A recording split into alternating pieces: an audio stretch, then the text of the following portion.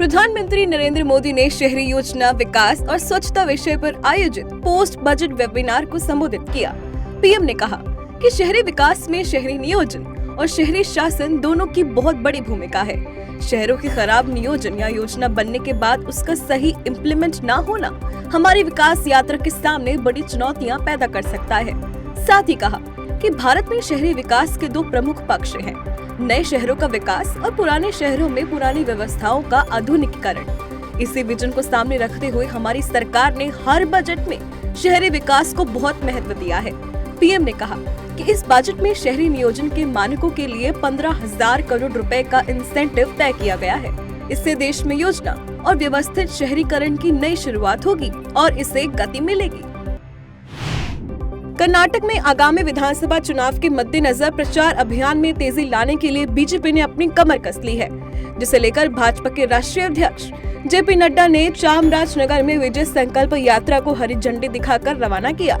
JP Nadda ने कहा कि विजय संकल्प यात्रा कर्नाटक में 4 स्थानों से शुरू होगी। बीजेपी अध्यक्ष ने कहा कि 20 दिनों के अंदर इस यात्रा के माध्यम से हम 8,000 किलोमीटर की यात्रा करेंगे। उन्होंने कहा कि एक समय था जब जातिवाद, वोट बैंक और परिवारवाद को ध्यान में रखकर राजनीति होती थी, लेकिन प्रधानमंत्री मोदी ने सबका साथ, सबका विकास, सबका विश्वास, सबका प्रयास के मंत्र को लेकर देश को एक सूत्र में पिरोकर विकास के नए आयाम को स्थापित करने का प्रयास किया है।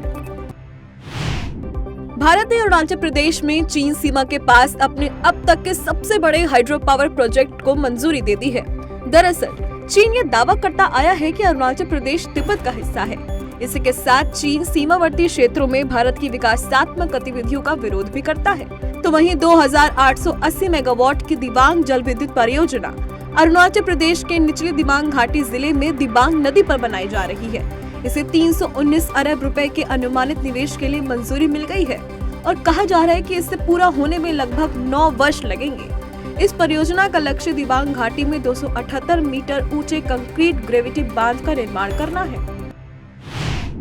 शिवसेना नेता संजय राउत ने विधायकों को लेकर विवादित बयान दिया है। संजय राउत ने बीते दिन एक प्रेस कॉन्फ्रेंस में विधानसभा को चोर मंडल कहा था। संजय राउत की इस विवादित टिप्पणी के बाद विधानसभा में जमकर हंगामा हुआ। सत्ता पक्ष के साथ ही विपक्षी विधायकों ने भी शिवसेना नेता की टिप्पणी की आलोचना की। वहीं बीजेपी नेता आशीष शेलार ने विधानसभा में संजय राउत के बयान का मुद्दा उठाया है, जिसके बाद विधानसभा स्पीकर राहुल नरवेकर ने इसकी जांच के आदेश दिए हैं। उन्होंने 2 दिनों के भीतर जांच पूरी करने को कहा है। राउत के बयान के खिलाफ बीजेपी ने विशेषाधिकार हनन का नोटिस दिया है। भारत में जल्द ही बुलेट ट्रेन दौड़ेंगी। अहमदाबाद से मुंबई के बीच बुलेट ट्रेन परियोजनाओं को लेकर कार्य तेजी से चल रहा है। इस बीच रेल मंत्री अश्विनी वैष्णव ने बुलेट ट्रेन के प्रोजेक्ट से जुड़ी कुछ तस्वीरों को ट्विटर पर शेयर किया है। उन्होंने बताया कि बुलेट ट्रेन के विकास का काम 24 घंटे 7 दिन और 365 दिन किया जा रहा है। तस्वीरें साझा करते हुए अश्विनी वैष्णव ने निर्माण को लेकर कई अहम जानकारी भी दी है। वहीं national high speed rail corporation limited के प्रबंध निदेशक राजेंद्र प्रसाद ने बताया कि जून 2026 तक बुलेट ट्रेन का ट्रायल हो जाएगा और अगस्त 2027 से बुलेट ट्रेन भारत में दौड़ने लगेंगी। बता दें कि अहमदाबाद से मुंबई के बीच सफर में कुल 12 स्टेशन होंगे, जिनमें 8 स्टेशन गुजरात और 4 महाराष्ट्र में हैं। उत्तर प्रदेश की एनआईए और एटीएस की विशेष अदालत ने आईएसआईएस के खुरासान मॉड्यूल से जुड़े 7 आतंकियों को फांसी और 1 आतंकी को उम्र कैद की सजा सुनाई है। लखनऊ समेत अन्य शहरों में बम विस्फोट की साजिश रचने के मामले में ये 8 आतंकी मोहम्मद फैजल, गौस मोहम्मद खान, मोहम्मद अजहर, आतिफ मुजफ्फर, मोहम्मद दानिश, सैयद मीर हसन, आसिफ इकबाल उर्फ रावी व मोहम्मद आतिफ ईरानी दोषी पाए गए हैं। ये देश के अलग अलग शहरों को दहलाने की तैयारी में थे।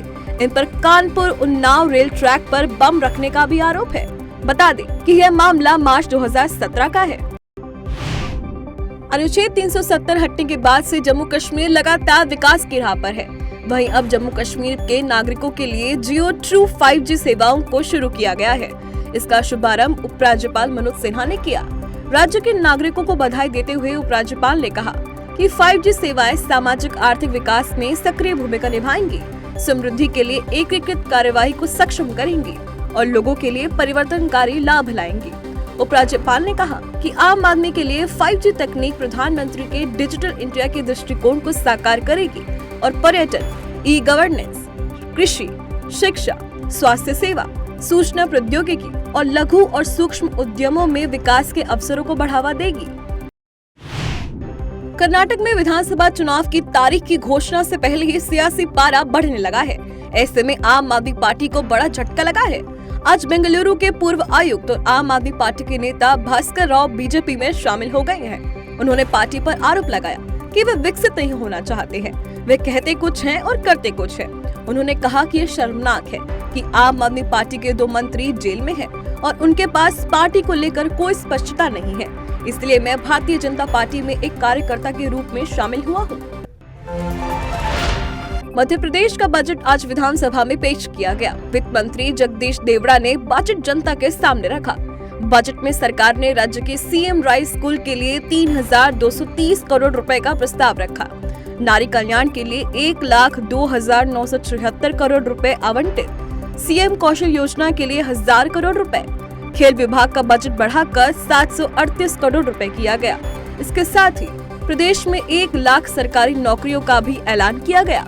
आहार अनुदान के लिए 300 करोड़ रुपए के बजट के संग लाडली लक्ष्मी योजना के लिए 929 करोड़ रुपए और महिला स्व सहायता के लिए 600 करोड़ रुपए का बजट भी प्रस्तावित है। वहीं वित्त मंत्री जगदीश देवड़ा ने बताया कि देश के सकल घरेलू उत्पाद में मध्य प्रदेश का योगदान 3.6% से बढ़कर अब 4.8% हो चुका है, जहां वर्ष 2011 से 12 में प्रति व्यक्ति आय 30,497 रुपए थी, वहां अब 2022 से 23 में 3.5 गुना तक बढ़कर 1,40,585 रुपए हो गई है। पश्चिम बंगाल में प्रधानमंत्री आवास योजना के क्रियान्वयन में अनियमितताओं के कई मामले पकड़े गए हैं। केंद्र सरकार ने इस पर अपनी नाराजगी जताते हुए पश्चिम बंगाल सरकार को निर्देश जारी किया है कि योजना के क्रियान्वयन में अनियमितताओं में शामिल लोगों के खिलाफ एफआईआर दर्ज की जाए। राज्य के मुख्य सचिव को लिखे एक नोट में मंत्रालय ने कहा कि राज्य सरकार को इस मामले में 10 मार्च एक विस्तृत कार्रवाई रिपोर्ट भी भेजनी है। बता दें कि केंद्रीय फील्ड निरीक्षण दलों ने राज्य के 10 जिलों में सर्वे किया, जिसमें उन्होंने दार्जिलिंग, कलिम्पोंग, मुर्शिदाबाद, नदिया, पश्चिमी और पूर्वी मिदनापुर और पूर्वी बर्दवान समेत 7 जिलों में गड़बड़ी की पहचान की। उत्तर प्रदेश के प्रयागराज में उमेश पाल और उसके गनर की दिन दहाड़े हत्या के मामले में Uttar Pradesh police action mode में है। पुलिस ने अतीक अहमद के यूनिवर्सल अपार्टमेंट पर छापा मारा है। पुलिस की टीम ने अपार्टमेंट से 2 कारों, लैंड क्रूजर और मर्सिडीज को भी बरामद किया। वहीं इस हत्याकांड का एक आरोपी बदमाश गुलाम के बारे में पुलिस को पता चला है कि वह नेपाल भागने की फिराक में है। पुलिस उसके मोबाइल लोकेशन को खंगाल रही है। साथ ही अतीक के बेटे असद की भी नेपाल भागने की आशंका है। पुलिस के अनुसार जल्द ही फरार आरोपियों को गिरफ्तार कर लिया जाएगा। बता दें कि 24 फरवरी को उमेश पाल और उसके गनर की दिन दहाड़े हत्या कर दी गई थी। भारतीय सेना ने lieutenant general MV Suchitra Kumar को नए भारतीय सेना उप प्रमुख के रूप में नियुक्त किया है। वह जनरल बीएस राजू की जगह लेंगे। वहीं जनरल बीएस राजू को दक्षिण पश्चिमी सेना कमान में स्थानांतरित कर दिया गया है। बता दें कि जनरल एमवी सुचिंद्र कुमार नियंत्रण रेखा पर 59 राष्ट्रीय राइफल बटालियन, इन्फेंट्री ब्रिगेड और इन्फेंट्री डिवीजन की कमान संभाल चुके हैं। वहीं general Kumar white Knight Corps की भी कमान संभाल चुके हैं। वह आर्मी हेडक्वार्टर में additional director general military intelligence और डायरेक्टर जनरल मिलिट्री इंटेलिजेंस के पदों पर भी रह चुके हैं। वहीं 2021 में उन्होंने असम रेजिमेंट और Arunachal scouts regiment colonel of the regiment की जिम्मेदारी भी संभाली। कोयला, उर्वरक, इस्पात और बिजली क्षेत्र के बेहतर प्रदर्शन से 8 बुनियादी ढांचा क्षेत्र का उत्पादन जनवरी 2023 में 4 महीने के उच्च स्तर 7.8% पर पहुंच गया। केंद्र द्वारा जारी आधिकारिक आंकड़ों से यह जानकारी मिली है। कोर सेक्टर्स का आउटपुट जनवरी 2022 में 4% और दिसंबर 2022 में 7% बढ़ा। आंकड़ों के अनुसार 8 बुनियादी ढांचा क्षेत्रों कोयला, कच्चा तेल, प्राकृतिक गैस, रिफाइनरी उत्पाद, उर्वरक, इस्पात, सीमेंट और बिजली की वृद्धि दर चालू वित्त वर्ष में अप्रैल से जनवरी में 7.9% रही। बता दें कि देश के औद्योगिक उत्पादन सूचकांक में कोर सेक्टर्स की हिस्सेदारी 40.27% है। औद्योगिक उत्पादन के आंकड़ों के लिहाज से इनका काफी महत्व है। मूडीज इन्वेस्टर सर्विस ने 2023 के लिए भारत की आर्थिक वृद्धि के अनुमान को 4.8% से बढ़ाकर 5.5% कर दिया। यह बढ़ोतरी बजट में पूंजीगत व्यय में तेज वृद्धि और बेहतर आर्थिक हालात के मद्देनजर की गई है। मूडीज ने कहा कि भारत के मामले में वित्त वर्ष 2023 से 24 के बजट में पूंजीगत व्यय के लिए आवंटन में तेज बढ़ोतरी की गई। यह आंकड़ा बीते वर्ष के 7,500 अरब रुपए से बढ़कर 10,000 अरब रुपए हो गया। रेटिंग एजेंसी ने कहा कि ऐसे में वास्तविक जीडीपी वृद्धि 2023 में 0.70% अधिक यानी 5.5% हो सकती है। इसके 2024 में 6.5% रहने का अनुमान है। भारतीय ऑफ स्पिनर रविचंद्र अश्विन ने इंग्लैंड के तेज गेंदबाज जेम्स एंडरसन को पीछे छोड़कर टेस्ट में गेंदबाजों की रैंकिंग में शीर्ष स्थान हासिल किया है। ऑस्ट्रेलिया के खिलाफ दिल्ली टेस्ट में अश्विन ने 6 विकेट हासिल किए थे और भारत की जीत में अहम योगदान दिया था। इसी प्रदर्शन के चलते हुए टेस्ट में गेंदबाजों की रैंकिंग में शीर्ष पर पहुंचे हैं। वहीं न्यूजीलैंड के खिलाफ मैच में इंग्लैंड को 1 रन से हार का सामना करना पड़ा। इसके साथ ही एंडरसन गेंदबाजों की रैंकिंग में दूसरे स्थान पर आ गए हैं।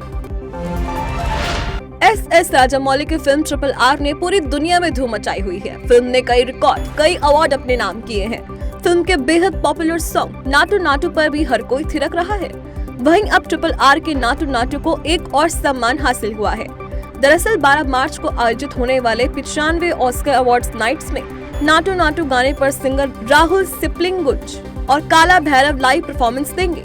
यानी RRR के नाटू नाटू पर पूरा अमेरिका नाचने वाला है।